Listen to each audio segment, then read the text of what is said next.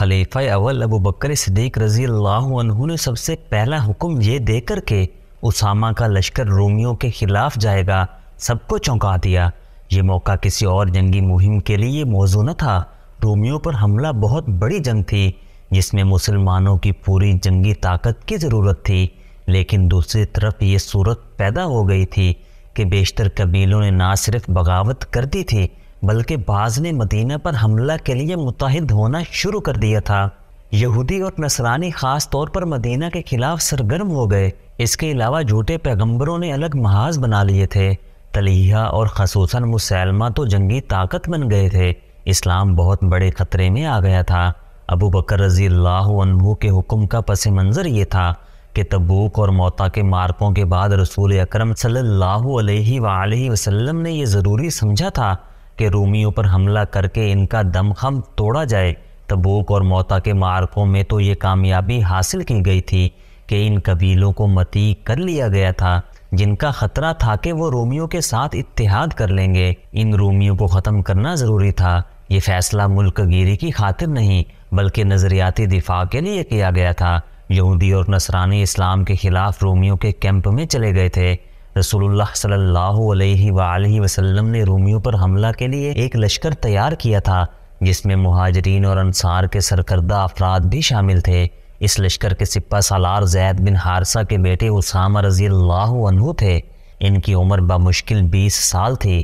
مورخوں نے لکھا ہے کہ اسامہ رضی اللہ عنہ کو رسول اللہ صلی اللہ علیہ وآلہ وسلم نے اس لیے سپہ سالار مقرر کیا تھا کہ نوجوان میں قیادت کا شوق پیدا ہو اور وہ اپنے آپ میں اسامہ جیسی صلاحیتیں پیدا کرنے کی کوشش کریں۔ اسامہ رضی اللہ عنہ کو رسول کریم صلی اللہ علیہ وآلہ وسلم ویسے بھی بہت چاہتے تھے۔ اسامہ رضی اللہ عنہ کے والد زید بن حارث رضی اللہ عنہ جنگ موتا میں شہید ہو گئے تھے۔ اسامہ رضی اللہ عنہ میں لڑکپن میں ہی عسکری صلاحیتیں اور شجاعت پیدا ہو گئی تھی۔ جنگ احد کے وقت اسامہ رضی اللہ عنہ بچے تھے، اس لیے اس جنگ میں شریک نہ ہو سکے، لیکن اسلامی لشکر مدینہ سے روانہ ہوا تو اسامہ رضی اللہ عنہ راستے میں کہیں چھپ کر بیٹھ گئے۔ جب لشکر ان کے قریب سے گزرا تو وہ لشکر میں شامل ہو گئے۔ ان کی مراد پھر بھی پوری نہ ہوئی۔ انہیں میدان جنگ میں دیکھ لیا گیا اور واپس بھیج دیا گیا۔ البتہ جنگ حنین میں انہوں نے سب کو دکھا دیا کہ شجاعت کیا ہوتی ہے۔ جب رسول مقبول صلی اللہ علیہ وآلہ وسلم نے اسامہ رضی اللہ عنہ کو رومیوں پر حملہ کرنے والے لشکر کی سپہ سالاری سونپی تھی تو بعض لوگوں نے اعتراض کیا تھا کہ جس لشکر میں ابو بکر رضی اللہ عنہ اور عمر رضی اللہ عنہ جیسے اعلیٰ حیثیت اور تجربے کار بزرگ شامل ہیں، اس لشکر کی سپہ سالاری کل کے بچے کو دینا مناسب نہیں۔ یہ اعتراض رسول اللہ صلی اللہ علیہ وآلہ وسلم تک اس وقت پہنچا جب آپ صلی اللہ علیہ وآلہ وسلم زندگی کے آخری بخار میں مبتلا تھے۔ آپ صلی اللہ علیہ وآلہ وسلم میں بولنے کی بھی سکت نہیں تھی۔ آپ صلی اللہ علیہ وآلہ وسلم نے بخار سے نجات پانے کے لیے اپنی ازواج سے کہا کہ آپ صلی اللہ علیہ وآلہ وسلم کو غسل کرائیں۔ آپ صلی اللہ علیہ وآلہ وسلم پر پانی کے ساتھ مشکیزیں ڈالے گئے، اس سے بخار خاصا کم ہو گیا۔ نکاہت زیادہ تھی، پھر بھی آپ صلی اللہ علیہ وآلہ وسلم مسجد میں چلے گئے جہاں بہت سے لوگ موجود تھے جن میں اعتراض کرنے والے سرکردہ افراد بھی تھے۔ اے لوگو، رسول اللہ صلی اللہ علیہ وآلہ وسلم نے فرمایا اسامہ کے لشکر کو کوچ کرنے دو۔ تم نے اس کی سپہ سالاری پر اعتراض کیا ہے، تم نے اس کے باپ کے سپہ سالاری پر بھی اعتراض کیا تھا۔ میں اسامہ کو اس منصب کے قابل سمجھتا ہوں، اس کے باپ کو بھی میں نے اس منصب کے قابل سمجھا تھا، اور تم نے دیکھا کہ میں نے سپہ سالاری اسے سونپ کر غلطی نہیں کی تھی۔ اعتراض ختم ہو گیا اور رومیوں کے خلاف لشکر کوچ کر گیا، لیکن جرف کے مقام پر اطلاع ملی کہ رسول کریم صلی اللہ علیہ وآلہ وسلم کی بیماری تشویشناک صورت اختیار کر گئی ہے۔ اسامہ رضی اللہ عنہ میں نوجوانی میں ہی بزرگوں جیسی دور اندیشی پیدا ہو گئی تھی۔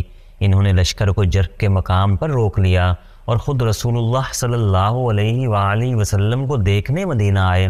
ایک تحریر میں اسامہ رضی اللہ عنہ کا بیان ان الفاظ میں ملتا ہے: اطلاع ملی کہ رسول اللہ صلی اللہ علیہ وآلہ وسلم کی حالت بگڑ گئی ہے تو میں اپنے چند ایک ساتھیوں کے ساتھ مدینہ آیا۔ ہم سیدھے رسول اللہ صلی اللہ علیہ وآلہ وسلم کے حضور پہنچے۔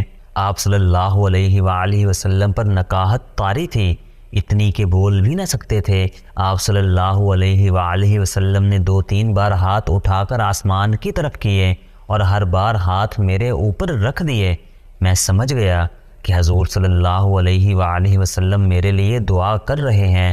دوسرے روز اسامہ رضی اللہ عنہ پھر آپ صلی اللہ علیہ وآلہ وسلم کے حضور گئے اور کہا، یا رسول اللہ صلی اللہ علیہ وآلہ وسلم، لشکر جرف میں میرا منتظر ہے، اجازت فرمائیے۔ رسول اللہ صلی اللہ علیہ وآلہ وسلم نے ہاتھ اوپر اٹھائے مگر ہاتھ زیادہ اوپر نہ اٹھ سکے، ضعف بہت زیادہ بڑھ گیا تھا۔ اسامہ رضی اللہ عنہ دل پر غم کا بوجھ آنکھوں میں آنسو لے کر روانہ ہو گئے۔ تھوڑی ہی دیر بعد رسول اللہ صلی اللہ علیہ وآلہ وسلم وصال فرما گئے۔ قاصد اسامہ رضی اللہ عنہ کے پیچھے دوڑا اور راستے میں جا لیا۔ اسامہ رضی اللہ عنہ نے حضور صلی اللہ علیہ وآلہ وسلم کے وصال کی خبر سنی، گھوڑا سر پر دوڑایا، اپنے لشکر تک پہنچے۔ وصال کی خبر نے لشکر میں کوہرام برپا کر دیا۔ اسامہ رضی اللہ عنہ لشکر کو مدینے لے آئے۔ خلیفہ اول کی بیعت ہو چکی تھی۔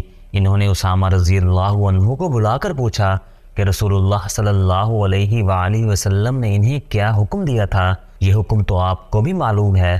اسامہ رضی اللہ عنہ نے جواب دیا، مجھ سے ہی سننا ہے تو سن لیں۔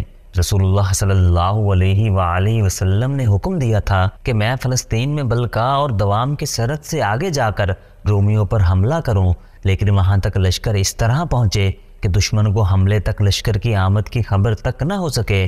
جاؤ اسامہ، ابو بکر رضی اللہ عنہ نے کہا، اپنا لشکر لے جاؤ اور رسول اللہ صلی اللہ علیہ وآلہ وسلم کے حکم کی تعمیل کرو۔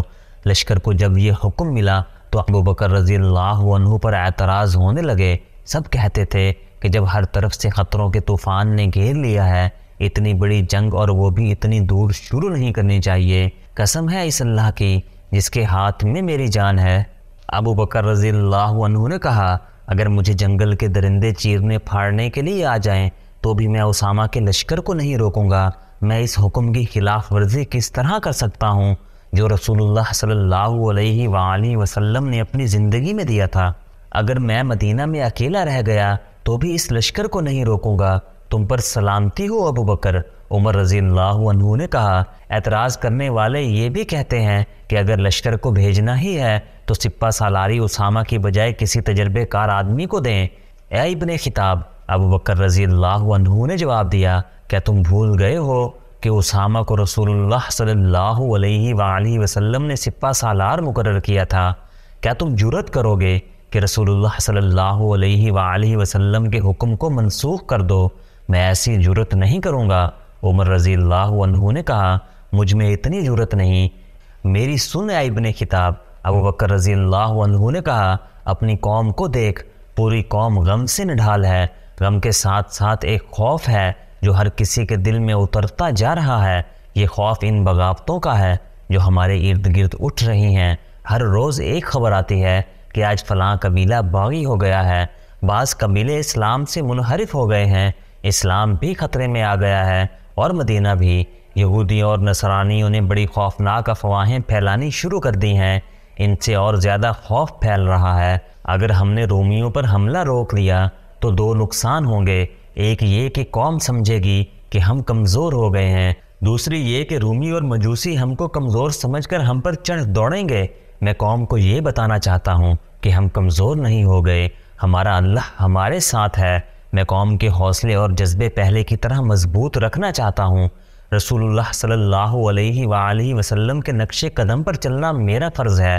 عمر رضی اللہ عنہ کو اس استدلال نے مطمئن کر دیا۔ ابو بکر رضی اللہ عنہ نے کوچ کا حکم دے دیا۔ اسامہ رضی اللہ عنہ کا لشکر روانہ ہوا تو ابو بکر رضی اللہ عنہ کچھ دور تک پیدل ہی ساتھ چل پڑے۔ اسامہ رضی اللہ عنہ گھوڑے پر سوار تھے۔ مورخین نے لکھا ہے کہ ایک سپہ سالار اور وہ بھی نوجوان گھوڑے پر سوار تھا اور خلیفہ اس کے ساتھ ساتھ پیدل جا رہے تھے۔ اس کی وجہ یہ تھی کہ خلیفہ رضی اللہ عنہ ہر کسی کو دکھانا چاہتے تھے کہ سپہ سالار اسامہ رضی اللہ عنہ تعظیم و تکریم کے قابل ہے۔ اے خلیفہ رسول صلی اللہ علیہ وآلہ وسلم، اسامہ نے کہا، آپ گھوڑے پر سوار ہو جائیں یا میں آپ کے ساتھ پیدل چلوں گا۔ نہ میں سوار ہوں گا اور نہ تم پیدل چلو گے۔ ابو بکر رضی اللہ عنہ نے کہا، میں روحانی تسکین محسوس کر رہا ہوں کہ اللہ کی راہ کی گرد میرے پاؤں پر بھی پڑ رہی ہے۔ عمر رضی اللہ عنہ بھی اس لشکر میں شامل تھے۔ ابو بکر رضی اللہ عنہ کو محسوس ہوا کہ مدینہ میں انہیں عمر رضی اللہ عنہ کی ضرورت ہوگی۔ اسامہ خلیفہ نے سپہ سالار سے کہا، اگر تم اجازت دو تو میں عمر رضی اللہ عنہ کو مدینے میں رکھ لوں، مجھے اس کی مدد کی ضرورت ہوگی۔ اسامہ رضی اللہ عنہ نے عمر رضی اللہ عنہ کو لشکر میں سے نکل کر واپس جانے کی اجازت دے دی۔